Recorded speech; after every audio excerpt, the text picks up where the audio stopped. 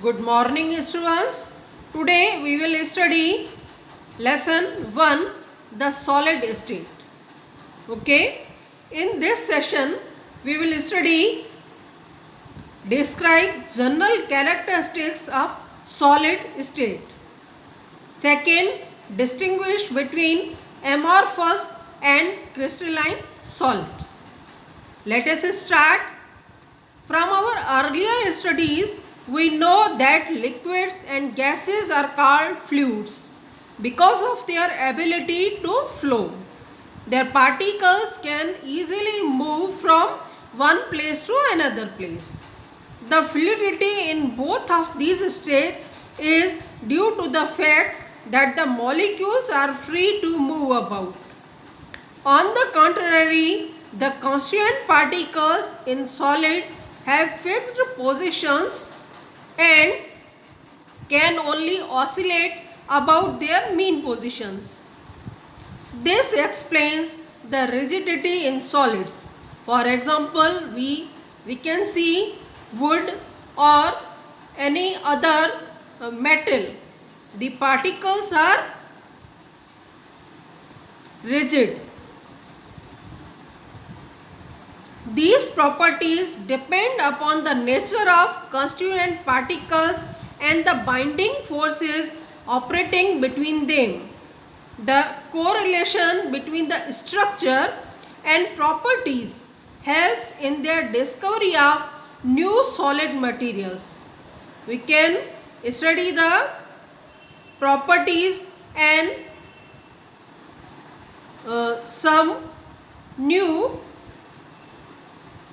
solid materials are discovered with the desired properties. For example, carbon nanotubes are new materials that have potential to provide material that are tauter than steel.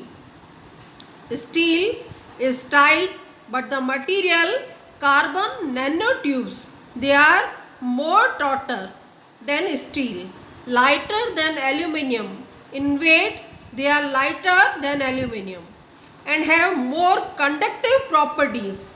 In wires, electricity wires, generally copper is there. Copper wires are used, but these metals are more conductive properties than copper. Such materials may play an expanding role in future development of science and society. Some other materials which are expected to play an important role in future are high temperature superconductors, magnetic materials, biodegradable polymers for packing, biocompliant solids for surgical implants, etc. Thus,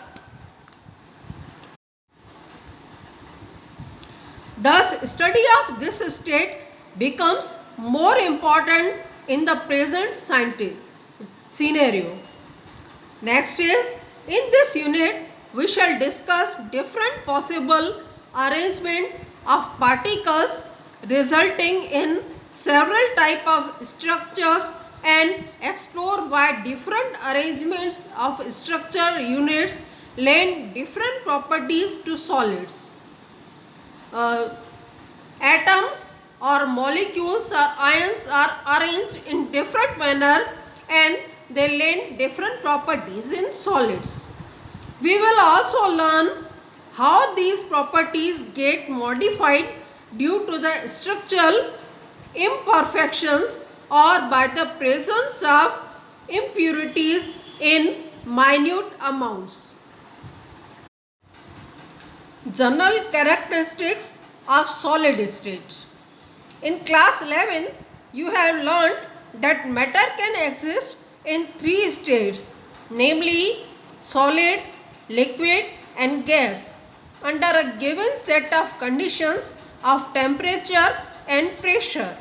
Which of these would be the most stable state of a given substance depends upon the net effect of two opposing factors. These are intermolecular forces which tend to keep the molecules or atoms or ions closer. A force is there between atoms, ions or molecules. Between two atoms, molecules or ion, a force is there. This is called intermolecular force.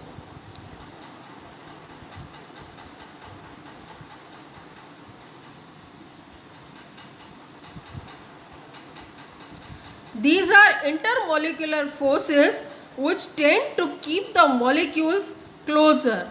And the thermal energy, if we heat the substance, then thermal energy, that means temperature is given, heat is given, which tends to keep them apart by making them move faster. At sufficiently low temperature, the thermal energy is low and intermolecular forces bring them so close that they cling to one another. They and occupy fixed positions. These can still oscillate about their mean positions, and the substance exists in solid state. The following are the characteristic properties of the solid state. First, they have definite mass, volume and shape. Second, intermolecular distance is short. Next, intermolecular forces are strong. Next, their constituent particles, atoms, molecules or ions have fixed position and can only oscillate about their mean positions. Fifth, they are incompressible and rigid. We cannot compress them, they are rigid. Second is amorphous and crystalline solids. Solids, in first 1.1 we studied about solids. Next, there are two types of solids, amorphous solids and crystalline solids. Solids can be classified as crystalline and amorphous on the basis of the nature of order present in the arrangement of their constituent particles. First is crystalline solid. A crystalline solid usually consists of a larger number of small crystals, each of them having a definite characteristic geometrical shape. The arrangement of the constituent particles, atoms, molecules or ions in a crystal is ordered and repetitive in 3 dimensions. If we observe the pattern in one region of the crystal, suppose we focus on one region, then we see the systematical arrangement of atoms. So, if we observe the pattern in one region of the crystal, we can predict accurately the position of particles in any other region of the crystal, however far they may be from the place of observation. Thus, crystals have a long range order, which means that there is a regular pattern of arrangements of particles which repeats itself periodically over the entire crystal. Sodium chloride, ordinary salt. Sodium chloride and quartz are typical example of crystalline solids.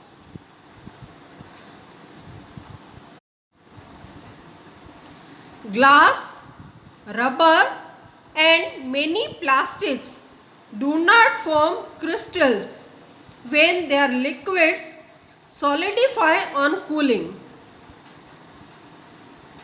These are called amorphous solids. The term amorphous comes from the Greek word amorphous, meaning no forms. There is no regularity in the arrangement of atoms. The arrangement of constituent particles, atoms, molecules or ions in such a solid has only short range order. They are ordered but in short range. In such a arrangement, a regular and periodically repeating pattern is observed over short distances only. Regular patterns are scattered and in between the arrangement is disordered. The structure of quartz crystalline and quartz glass amorphous. This is example of crystal and this is amorphous state of quartz. Two-dimensional structure of quartz, first A and B is quartz glass. In this first figure you can see ordered arrangement of atoms, but in second figure you can see the atoms are not ordered.